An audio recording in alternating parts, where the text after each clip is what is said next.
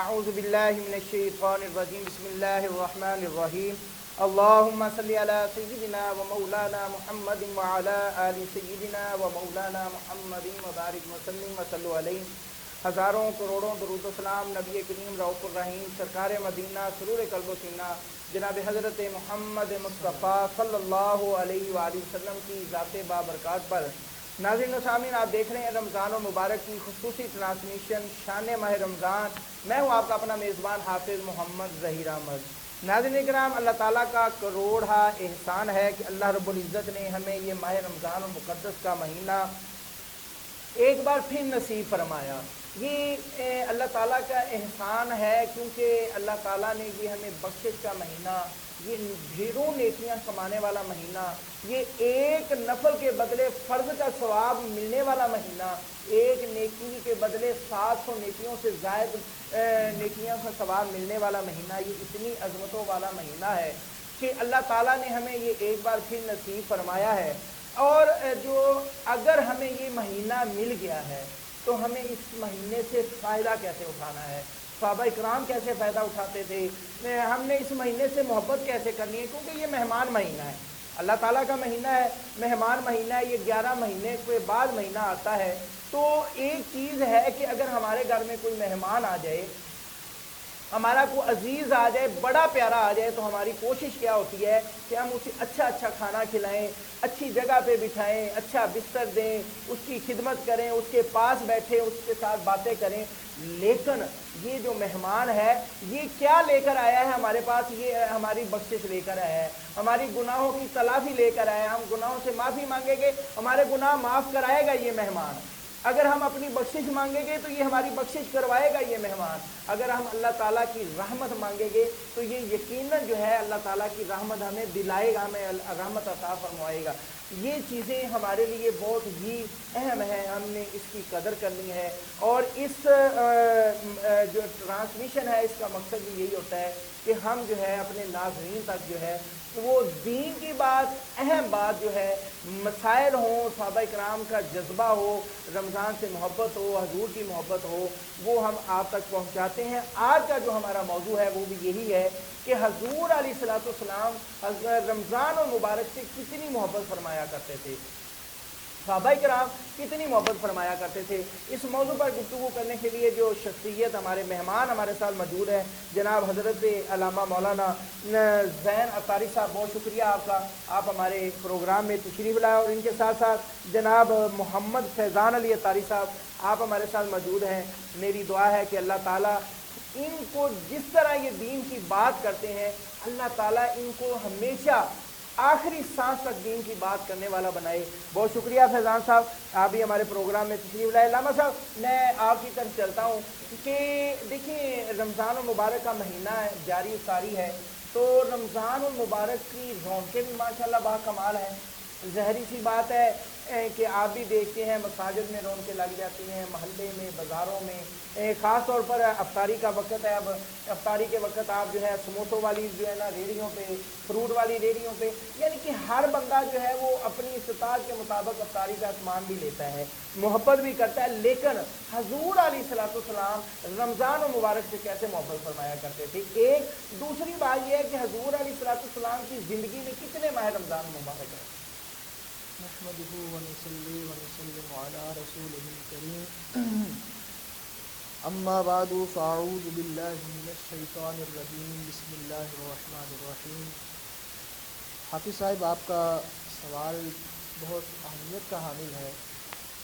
ہمارے ہاں چونکہ تیاری تو کی جاتی ہے رمضان کی، بہت تیاری کی جاتی ہے، لیکن معذرت کے ساتھ وہ تیاری اس طور پر نہیں ہوتی کہ ہم رمضان المبارک کے مہینے کا احترام کرتے ہوئے، اس کی اہمیت کو اپنے دل میں اجاگر کرتے ہوئے اس کی تیاری کریں.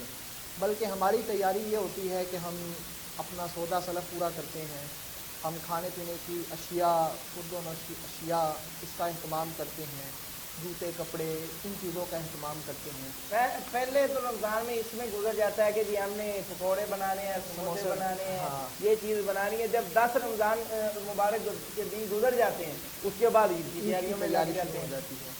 بالکل ایسا ہی ہے. رمضان کی جو آمد کا پہلے کا سلسلہ ہوتا ہے وہ ہمارا کھانے پینے کی تیاری میں گزرتا ہے، اور جب رمضان آ جاتا ہے تو وہ پھر عید کی تیاری میں گزرتا ہے. جبکہ ہم نبی پاک صاحب لولاک سیاح اخلاق اللہ کے پیارے امت کے سہارے رحمت کونین نانا حسنین ہم دکھی دلوں کے چین صلی اللہ تعالیٰ علیہ وسلم، جن کے وسیلے جن کے صدقے سے اللہ نے یہ ماہ مقدس ہمیں نصیب فرمایا، ان کا انداز مبارک دیکھیں تو کیا تھا. حضرت جناب عائشہ صدیقہ طیبہ طاہرہ بنت صدیق اکبر ہماری امی جان وہ فرماتی ہیں کہ حضور نبی پاک صلی اللہ علیہ وسلم کسی بھی مہینے کا اتنا اہتمام نہیں فرمایا کرتے تھے جتنا شعبان کا اہتمام کرتے تھے. اور یہ شعبان کا اہتمام کیوں فرما رہے ہیں، یہ شعبان کے اندر اتنی تیاری کیوں فرما رہے ہیں کہ آگے رمضان آنے والا ہے.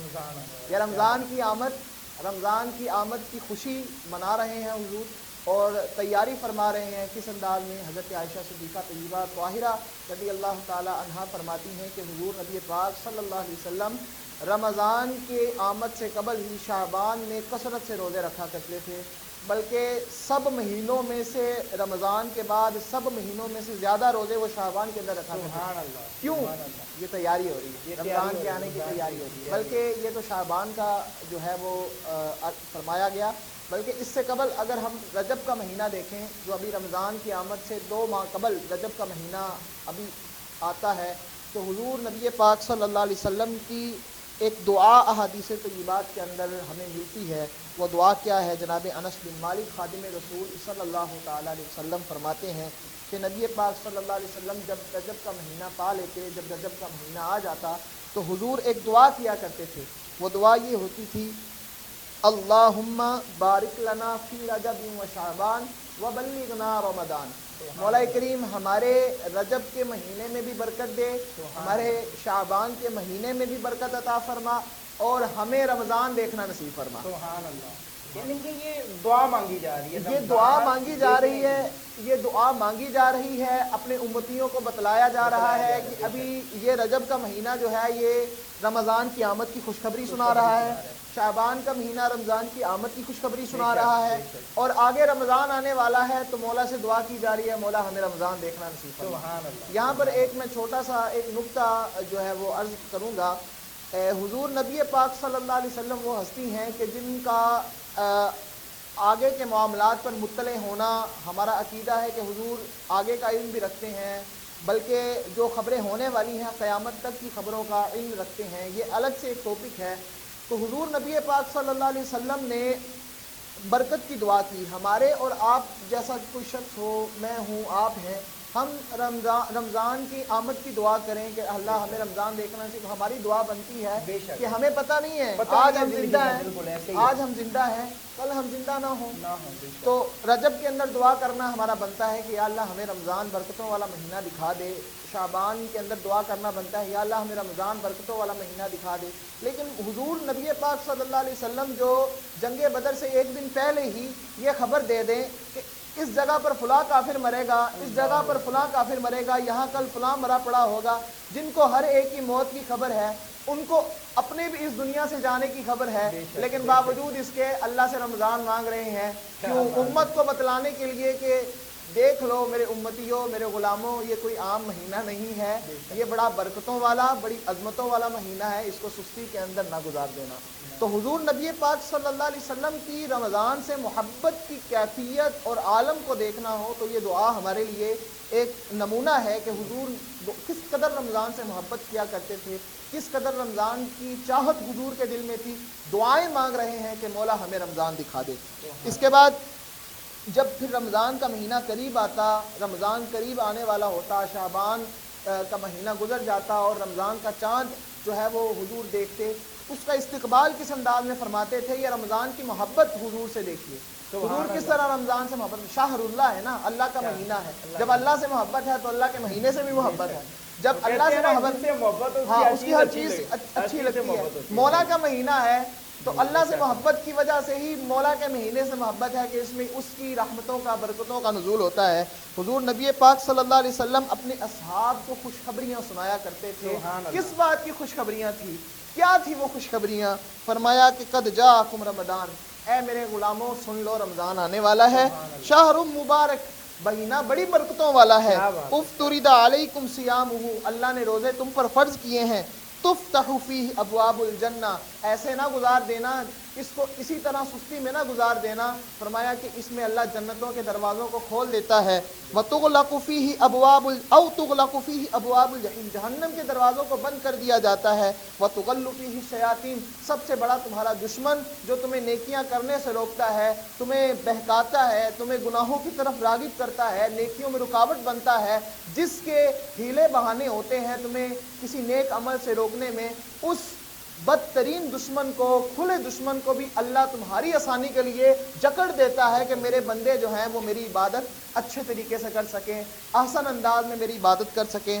یہ کیا ہے؟ خوشخبریاں سنائی جا رہی ہیں، اپنے غلاموں کو بتایا جا رہا ہے، اس مہینے کی عظمت بتائی جا رہی ہے، اور پھر فرمایا فیہ لیلۃ القدر خیر من الف شہر، جب بندہ کسی چیز کی عظمت کو بیان کرتا ہے تو اس کے شان اور مرتبے کو بیان کرتا ہے، اس کی اہمیت کو دل میں اجاگر کرنے کے لیے اس کی عظمت کو بیان کیا جاتا ہے، تو حضور رمضان کی مہینے کی عظمت کو بیان کرنے کے لیے، اس کی اہمیت کو دل میں اجاگر کرنے کے لیے اپنے غلاموں کو فرما رہے ہیں کہ اس مہینے کے اندر ایک رات ایسی ہے، اگر تم اس رات کو پا لو، فرمایا کہ وہ رات 1000 راتوں سے بہتر ہوگی۔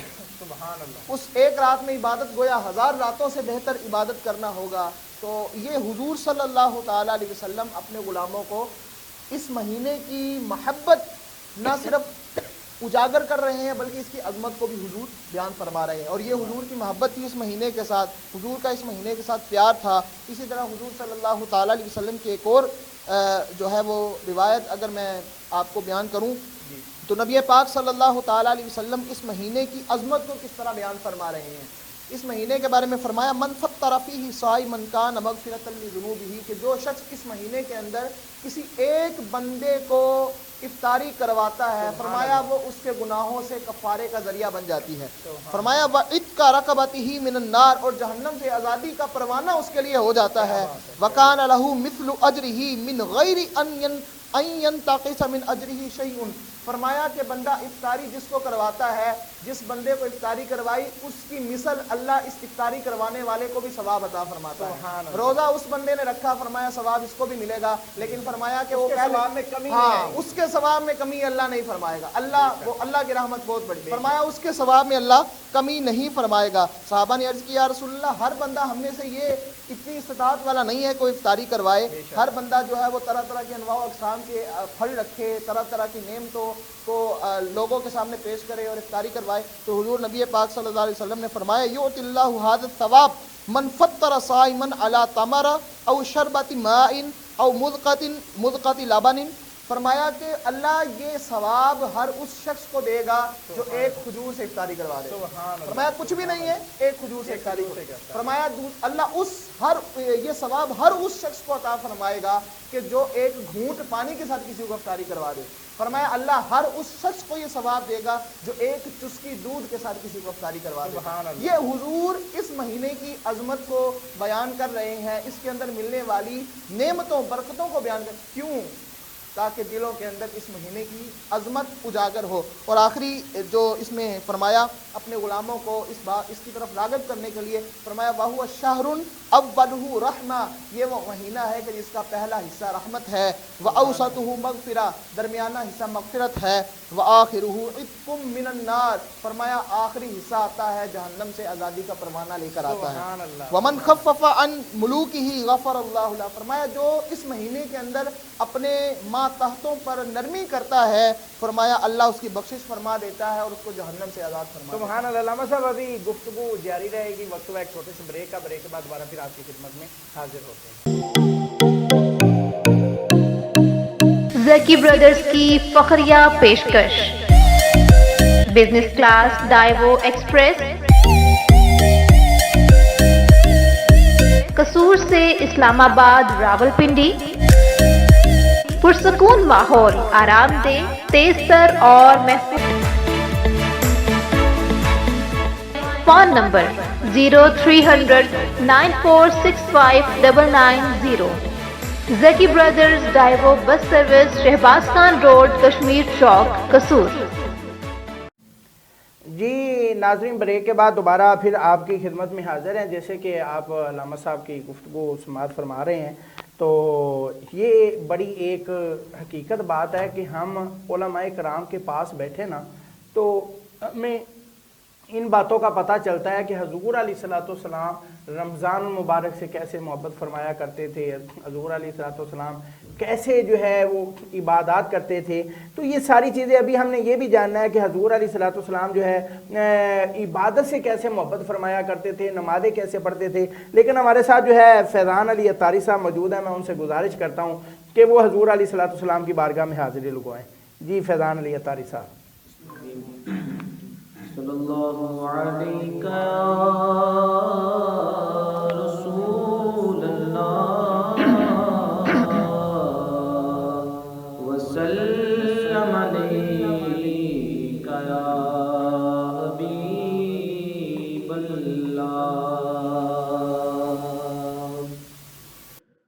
مجھ خطا کار انسان مدینے میں رہے,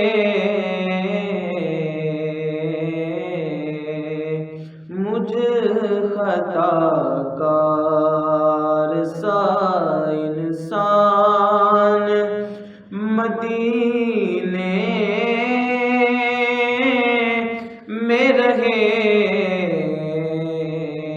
بن کے سرکار کا مہمان مدینے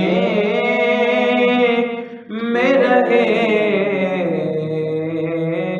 بن کے سرکار کا مہمان مدینے میں رہے. اور یوں ادا کرتے ہیں عشاق محبت کی نماز, یوں ادا کرتے ہیں عشاق محبت کی نماز, کہ سجدہ کعبے میں ہو اور دھیان مدینے میں رہے, سجدہ کعبے میں ہو اور دھیان مدینے میں رہے. اور یاد آتی ہے مجھے اہل مدینہ کی وہ بات, یاد آتی ہے مجھے اہل مدینہ کی وہ بات, کہ زندہ رہنا ہو تو انسان مدینے میں رہے, زندہ رہنا ہو تو انسان مدینے میں رہے. اور چور آیا دلوں جان یہ کہہ کر اعظم, چور آیا دلوں جان یہ کہہ کر اعظم کہ آ رہا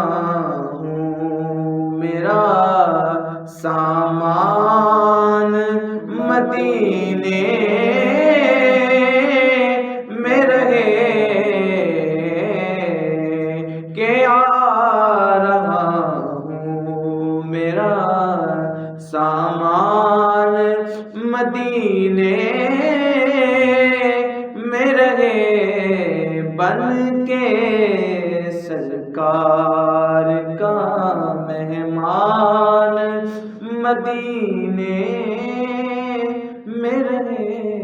سبحان اللہ سبحان اللہ، بن کے سرکار کا مہمان مدینے میں رہے۔ کبھی یہ گھڑی ہم پر بھی آئے۔ میری دعا ہے کہ اللہ تعالیٰ جتنے بھی ہمارے سننے والے ہیں، جتنے بھی تڑپ رکھنے والے ہیں، جتنے بھی دل میں ایک آرزو رکھنے والے ہیں، اللہ تعالیٰ سب کو روضہ رسول کی زیارت نصیب فرمائے۔ تو علامہ صاحب میں آپ کی طرف چلتا ہوں کہ دیکھیں ہم عبادات کرتے ہیں، اب دیکھیں نا مسجدوں میں رش لگا ہوا ہے، مسجدوں میں یعنی کہ یہ ایسا رش جو ہے یہ کم بھی ہوتا جائے گا، لیکن حضور علیہ السلام کی نماز سے عبادت سے کیا محبت تھی رمضان المبارک میں خاص طور پہ، اس کے بارے میں ہمارے ناظرین کو بتائیں۔ بسم اللہ الرحمن الرحیم۔ ظہیر بھائی ایسا ہی ہے، ہمارے ہاں مساجد کے اندر رمضان جب شروع ہوتا ہے رش ہوتا ہے، لیکن پھر آہستہ آہستہ تراویح کے اندر ہمیں کبھی ہم دیکھتے ہیں کہ فجر کا وقت ہوتا ہے تو ہمیں جمعہ جیسا منظر نظر آتا ہے، بالکل ایسے ہے، تو وہاں عوام کا ایک جمگٹھا پورا اور ایک پورا جمع غفیر عوام کا ہوتا ہے۔ لیکن جیسے جیسے ہی رمضان اپنی رحمتوں کو لٹاتے ہوئے اپنے اختتام کی طرف بڑھتا ہے تو ہمیں رش کم نظر آتا ہے، لوگ چلے جاتے ہیں، پھر جب رمضان چلا جاتا ہے تو پھر اکا دکا نمازی جو پہلے پڑھتے تھے جو پہلے مساجد کے اندر آتے تھے وہ پنجابی کی مثال ہے، نکیا ہویا کھیڈا کھیڈیاں تے بڑھیا ہویا حلوائے تے بڈھے ہویا تسبیحاں پگڑیاں تے رب دے علامے لائے، وہ جو بزرگ ہوتے ہیں وہ مسجد میں آ جاتے ہیں۔ اصل میں عبادت تو جوانی کی ہے نا، مزہ تو جوانی کی عبادت میں ہے نا۔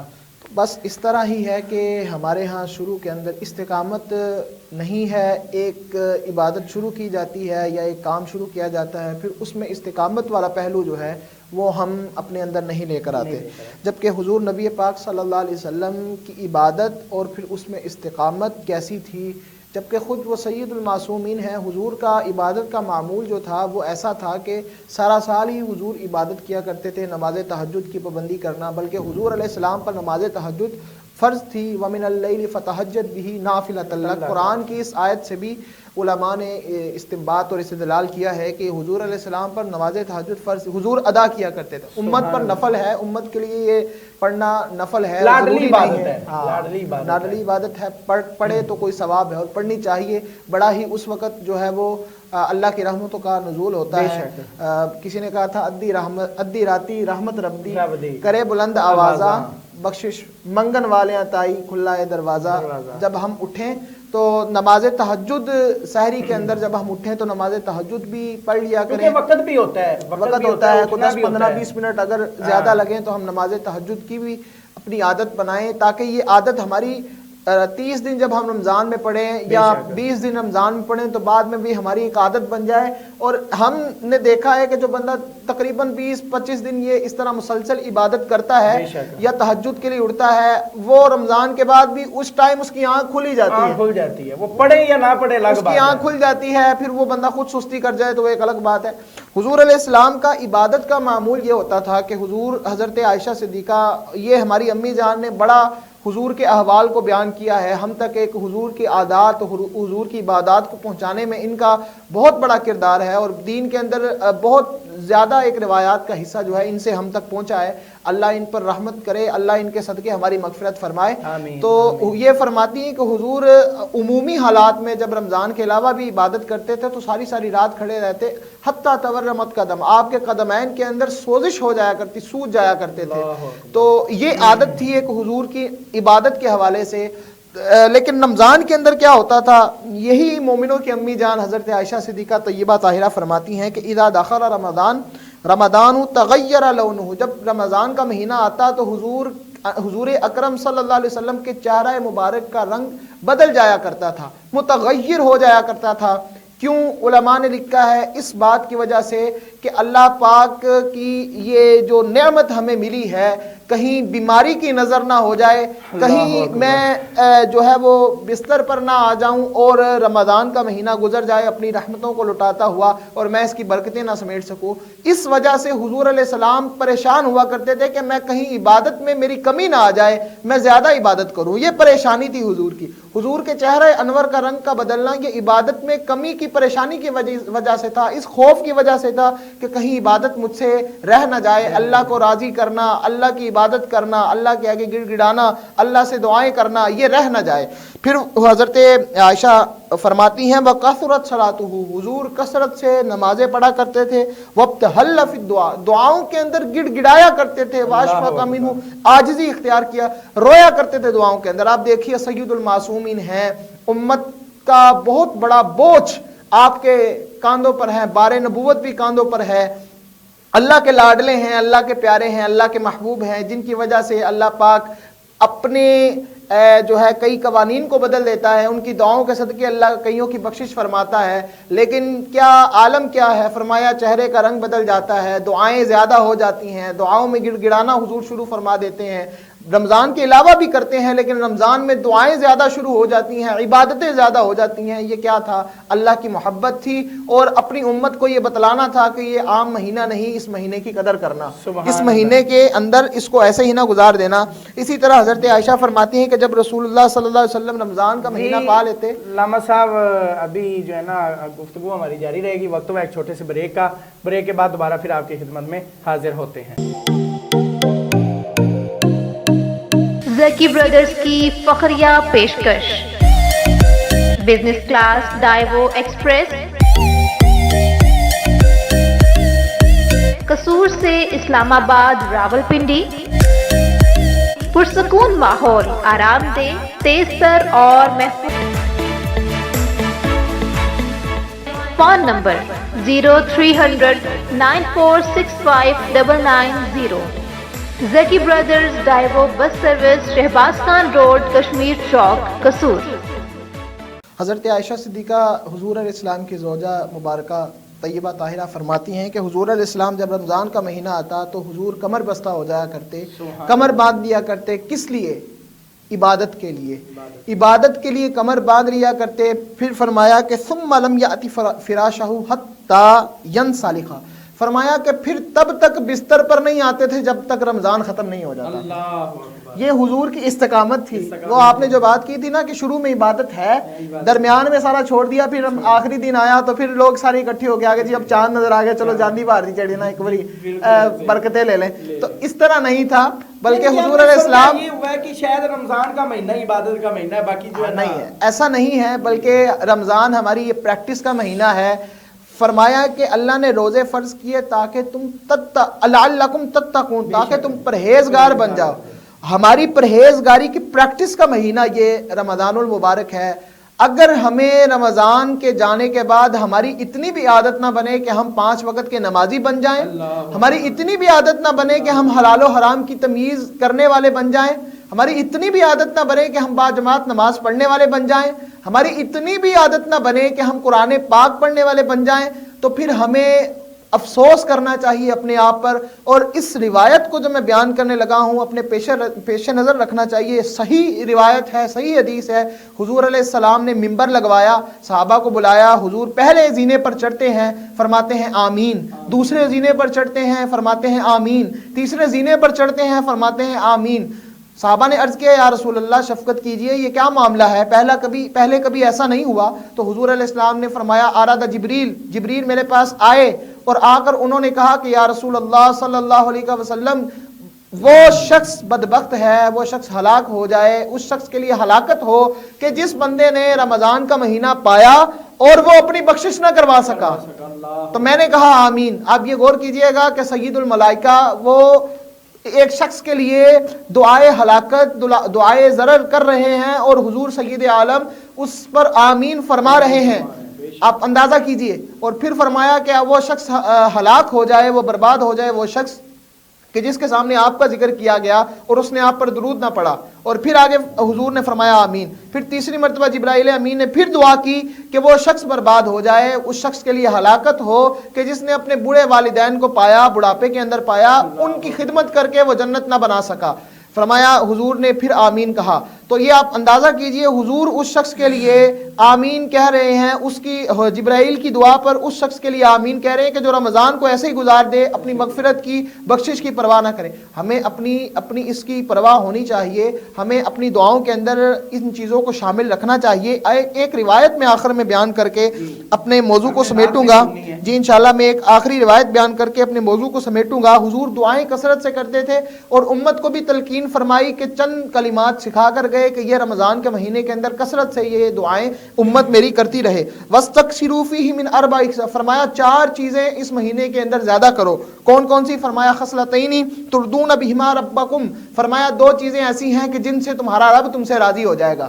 اور پھر فرمایا وَخَصْلَتَيْنِ لَا غِنَىٰ بِكُمْ عَنْهُمَا، فرمایا 2 خصلتیں، 2 عادتیں ایسی ہیں کہ جن کو تم اپناؤ گے تمہارا اپنانا ہی بہتر ہے، اس کے بغیر کوئی چارہ نہیں، تمہیں اپنانی ہی پڑے گی. فَأَمَّا الْخَصْلَتَانِ اللَّتَانِ تُرْضُونَ بِهَا رَبَّكُمْ، جن سے تم اپنے رب کو راضی کرو گے وہ 2 چیزیں وہ ہیں فَشَهَادَةُ أَلَّا إِلَٰهَ إِلَّا اللَّهُ وَتَسْتَغْفِرُونَهُ، ایک یہ کہ اس بات کی گواہی دینا کہ اللہ کے سوا کوئی عبادت کے لائق نہیں، کلمہ طیبہ کی کثرت کرنا. فرمایا یہ تم کرو گے تو اپنے رب کو راضی کر لو گے. وَتَسْتَغْفِرُونَهُ، اور اپنے رب سے کثرت سے توبہ کرو گے، استغفار کرو گے، اپنے رب کو راضی کر. 2 فرمایا کام رمضان میں یہ ہیں کہ جن سے تم اپنے رب کو راضی کرو گے. اور پھر 2 چیزوں کا فرمایا کہ جن کے بغیر کوئی چارہ نہیں، تم ضرور کرو، بس ضرور کرو. فرمایا کہ ایک وہ چیز ہے کہ اللہ سے جنت مانگو اور جہنم سے آزادی کا پروانہ اس سے مانگو. یہ اللہ پاک سے تم مانگو گے تو اس کے بغیر تمہیں کوئی چارہ نہیں ہے، یہ تم نے مانگنی ہی مانگنی ہے. یہ اپنی دعاؤں میں ہمیں شامل کرنا چاہیے، اپنی دعاؤں کا ان چیزوں کو حصہ بنانا چاہیے. ہمیں اس چیز کی پرواہ ہونی چاہیے کہ رمضان آئے اور ایسے ہی گزر جائے، سوائے ہماری اس روٹین کے کوئی روٹین بدلے ہی نہ کہ ہم نے ناشتے کی جگہ سحری کر لی اور شام کے کھانے کی جگہ افطاری کر لی، باقی سب وہی معمول ہیں، باقی وہی معاملات چل رہے ہیں. تو افسوس کے ساتھ ہمیں پھر ایسے ان معاملات پر غور کرنا چاہیے کہ ہمارا رمضان کس طرح گزر رہا ہے. اللہ پاک ہمیں سمجھنے کی توفیق عطا فرمائے. حضور صلی اللہ تعالیٰ علیہ وسلم کی یہ جو تعلیمات ہیں رمضان کے حوالے سے خاص طور پر ان پر عمل پیرا ہونا نصیب فرمائے. آمین بجاہ ماشاءاللہ. بڑی ہی پیاری گفتگو فرما رہے تھے جناب علامہ محمد زین عطاری صاحب. میری دعا کہ اللہ تعالیٰ ان کے علم و عمل میں، ذوق میں، شوق میں برکتیں عطا فرمائے. تو ہمارے ساتھ موجود ہے جناب محمد فیضان علی عطاری صاحب. میری ان سے گزارش ہے کہ حضور کی بارگاہ میں حاضر ہو جائیں. جی. بے خود کیے دیتے ہیں انداز ہی جابانا، بے خود کیے دیتے ہیں انداز ہی جابانا. عادل میں تجھے رکھ لوں اے جلوائے جانانا، دل میں تجھے رکھ لوں اے جلوائے جانانا. بے خود کیے دیتے ہیں اور اتنا تو کرم کرنا اے چشم کریمانہ، اتنا تو کرم کرنا اے چشم کریمانہ. جب جان لبوں پر ہو تم سامنے آ جانا، جب جان لبوں پر ہو تم سامنے آ جانا. کیا لطف ہو محشر میں قدموں میں گروں کے محشر میں قدموں میں گروں کے سرکار کہیں دیکھو یہ دیوانہ ہے دیوانہ سرکار کہیں دیکھو یہ دیوانہ ہے دیوانہ بے خود کیے دیتے ہیں اور دنیا میں ہمیں تم نے اپنا جو بنایا ہے دنیا میں ہمیں تم نے اپنا جو بنایا ہے تو محشر میں بھی کہہ دینا یہ ہے میرا دیوانہ محشر میں بھی کہہ دینا یہ ہے میرا دیوانہ بے دم تیری قسمت میں سجدے ہے اسی در کے بے دم تیری قسمت میں سجدے ہے اسی در کے چھوٹا ہے نہ چھوٹے گا چھوٹا ہے نہ چھوٹے گا سنگے در جانا نہ چھوٹا ہے نہ چھوٹے گا سنگے در جانا نہ بے خود کیے دیتے ہیں انداز ہی جابانا عادل میں تجھے رکھ لوں اے جلوائے جانا ماشاءاللہ بڑی خوبصورت حاضری لگا رہے تھے جناب محمد فیضان علی اطاری صاحب. میری دعا ہے کہ اللہ تعالیٰ ان کے علم و عمل میں ذوق میں شوق میں برکتیں عطا فرمائے. تو ناظرین ہمارے پروگرام کا جو وقت ہے وہ اختتام کو پہنچ رہا ہے. اپنے میزبان حافظ محمد ظہیر احمد کو اجازت دیجیے. اللہ حافظ.